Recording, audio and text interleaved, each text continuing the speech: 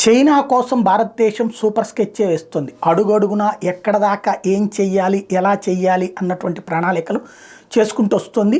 ఉత్తర భారతదేశంలో చైనా తీరం అంటే చైనాకి సరిహద్దులు వచ్చేటటువంటి ప్రదేశాలు, అలాగే దక్షిణ భారతదేశంలో ఉన్నటువంటి ప్రదేశాల్లో మిలిటరీ స్థావరాలు భారీగా ఏర్పాటు చేయడానికి రంగం సిద్ధం చేసుకున్నారు. With weapons, with all equipment, నిఘా ఎక్విప్మెంటు ప్లస్ ఆల్ ఎక్విప్మెంట్, అలాగే భారీ ఎత్తున సైన్యం డిప్లాయ్మెంట్ కూడా ఆయా ప్రదేశాల్లో చేయాలని నిర్ణయించింది భారత సైన్యం. ఎందుకంటే చైనా అనేటువంటిది నమ్మదగ్గ మిత్రుడు ఏమాత్రం కాదు, నమ్మకూడనటువంటి మిత్రుడు అన్నటువంటిది తెలిసిందే.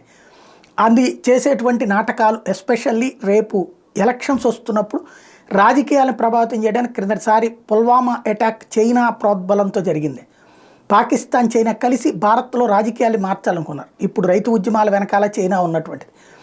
ఇక్కడ గందరగోళంగా ఉన్నటువంటి సందర్భంలో రచ్చ చేసి పీఓకేలోకి కాశ్మీర్ని కలుపుకెళ్లాలన్నటువంటి పాకిస్తాన్ కుట్రకి సహకరించే పరిస్థితి కూడా ఉంది. కాబట్టి ఆల్ ఎలర్ట్ ఉంది. అదే సందర్భంలో మరొక కీలకమైనటువంటి అంశం ఏంటంటే భారత్ అందుకని ఒక కీలకమైనటువంటి హెచ్చరిక కూడా చేసింది. భారత్లో మొట్టమొదటిసారిగా ఫైటర్ జెట్లను, క్రూయిజ్ బాలిస్టిక్ మిసైళ్ళని, మిలిటరీ రాడార్లను కూడా ధ్వంసం చేయగలిగినట్టు హై పవర్ లేజర్ వెపన్ మా దగ్గర ఉందని చెప్పి దుర్గా 2 ఉందన్నటువంటి విషయాన్ని కూడా ఇక్కడ ప్రధానంగా సైన్యం చెప్తోంది.